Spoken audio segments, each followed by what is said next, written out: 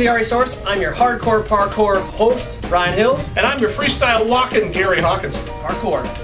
Ever feel like doing a real estate deal nowadays is like jumping through hoops like parkour? Yeah, exactly. We do. Check our office out.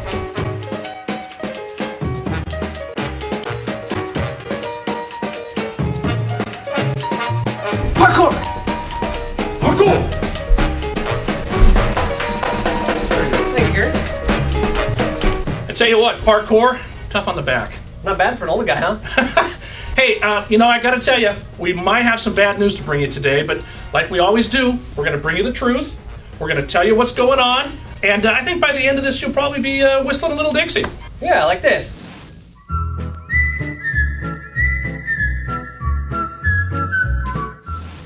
First story, bad news like we told you. Home prices may never recover. This is from the New York Times, and it's actually a pretty good read, but the guy says that after adjusting for inflation, we may never recover the $6 trillion lost since 2005. We'll never recover the $6 trillion lost since 2005. Well, and it's a ton of money, and I understand that, but I remember in 1972 when I was a kid living here, and Boeing was laying everybody off, and house prices were going down the toilet. Yeah. Interest rates weren't good. Everybody was saying, shut the lights off in Seattle when you move out. And we're still here. And here we are. In fact, we've had 2 booms and slight recoveries since then.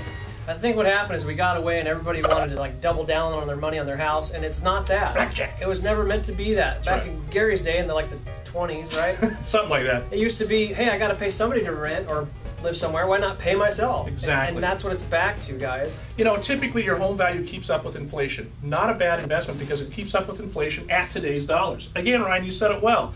I have to pay to live somewhere. Why not pay myself? RC, you got that Smith file? Smith! Parkour! Whoa, did you hear that big thud? The sonic boom? No, actually, home prices.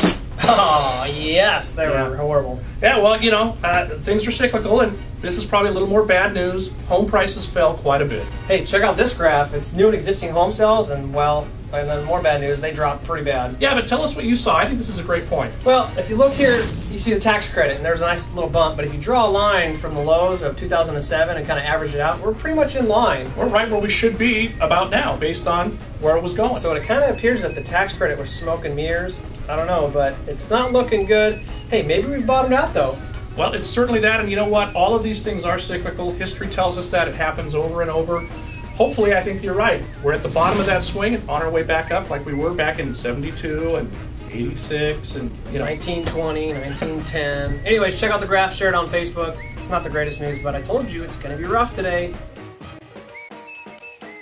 Parkour!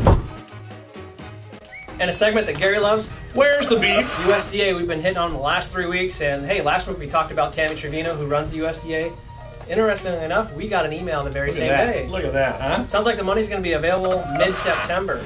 Probably some changes. Looks like they're going to take the upfront fee to 3.5%, and they're even talking about maybe a monthly in addition to that. Wow. But the money looks like it's coming to be available. Hey, isn't that kind of basically like an FHA or VA loan, but just a little bit more expensive? Well, yeah, it's pretty similar, other than you don't have to have the down payment, but yeah. So if it's government ran, it's probably ran by my tax dollars, and Yeah. aren't I essentially financing myself? Well, yeah, pretty much. So can I lower my interest rate? Oh yeah, you get your own modification. In fact, we should all get a Chevy because we own that too, right? Nice. All right, good deal. Anyways, they're tentative numbers. Don't quote us. That's just what they said, and hopefully it comes through mid-September.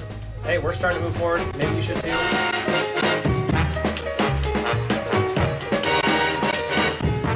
Hey, I don't get it. We were doing all bad stories, and you snuck in a good story about USDA. I couldn't handle it, man. It was too much bad news. I had to sneak that in there. All right. That's okay. For you, we'll get right back to the bad news. Good deal. NODs. Nantucket Oyster Days? No, notice of defaults. Where is Nantucket? Well, it's east of here. They have oysters, and they're really good. Kent? Yeah, pretty much. Oh, okay, I get it. Notice of defaults, man. Puyallups leading the way recently with 560 of them. Yeah, but you gotta love this. Anderson Island only had 2.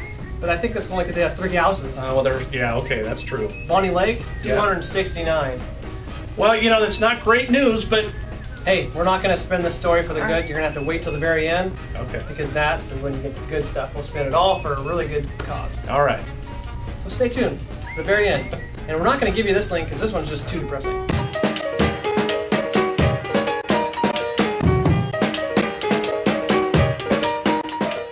Gary, I can't handle it anymore, man. No more bad news. This is the last story. You promise. I got to get to the good news. All right. Short sale stumbling blocks, man. I've been talking to people. They're calling me saying, Ryan, these guys are trying to get me to pay a $3,500 short sale negotiation fee. Should I do it? And I'm telling them, you know what? I think that's the seller's fee. Am I crazy or what? Well, no, you're not crazy. But again, the bank knows the seller can't pay that short sale negotiation fee, and they figure, well, maybe we can get it out of the buyer. But it seems to me we called that banking dirty. Yeah, that's banking dirty for sure. You know, I think it's usury. What do you guys think? I think it's highway robbery. I don't know what usury means, so robbery. Finally, man, we get to the good news. All right. Dude, you're going to have to take your jacket off for this one. It's going to get hot in here. All right, let's go. Take it off. I don't know why we're so dressed up anyways. Hey, Gary, what's the definition of insanity? Doing the exact same thing, expecting a different result. Doing the exact same thing, expecting a different result. Doing the exact same thing, expecting a different result. Exactly. That's my point. We don't have to worry about all the bad news that we just talked about because we're in a new era. Heck, I've been out there talking to a lot of big dogs that have been moving real estate for years and years and years, and even these guys are having to reinvent themselves. Well, I don't think it's any secret that we're in a new era, and in fact, we're going to have to change the way we do things because the old ways aren't going to work anymore. Let's give you a couple. I'm going to give you 3, and these are the big changes that I want you to go make to your real estate. All right, you go first. First one, all your marketing traps, and all of our marketing traps nowadays are set to kind of trap somebody that's already made the commitment to buy a house. You know, Exactly. They pick up a magazine or they talk to a mortgage guy, but who's talking to those guys that haven't committed to buying a house or made that decision? That's right, getting proactive with getting in front of them before. I totally understand. I actually talked to a couple this week. They've been living in a trailer park for the last 10 years. They make over $8,000 a month, and they had no idea they could buy a house. Wow. Who's marketing to those guys? All of us are just probably throwing our stuff in those little real estate books, hoping that somebody's going to call us. Well, they are little now. There's about 3 pages of the real estate books. Why? They're very Because little. where's everything going? My point is, guys, don't worry about the bad news. The good news is moving forward, we're going to have to all rebrand ourselves, reinvent ourselves, and let's start with new marketing traps, guys. Get outside the box. You know, and number 2, you know, the drip campaigns, the postcards, the flyers, the newsletters, that's all fine and good, but everybody's doing them. We talked a few weeks ago about being contrarian and getting outside, doing something different. There's this thing we've learned about called... Internet? Yeah, internet. It's new and it's exciting. What about video marketing? Well, there is video marketing. In fact, you know, frankly, before we started doing this, I'd never stepped in front of a camera. Had you? Nope. I'll tell you what, this is working, it's a lot of fun, and in fact, it's invigorating. But what it mainly makes us do is get our head out of the sand and move forward to find a new way to do business. You're going to have to reinvent yourself if you're going to stay current in this industry. Number 3, Wait, number wait, 3... let's not do that. Let's let them tell us number 3. That's a good idea, buddy. I like that. How about you tell us what number 3 is? You come up with something original, something outside the box, Something maybe you've thought about trying and never done. and share it with us below. Share it with us on Facebook. Sounds like a great idea. Hey, had a lot of fun. We started off with bad news, but we ended up really, really good.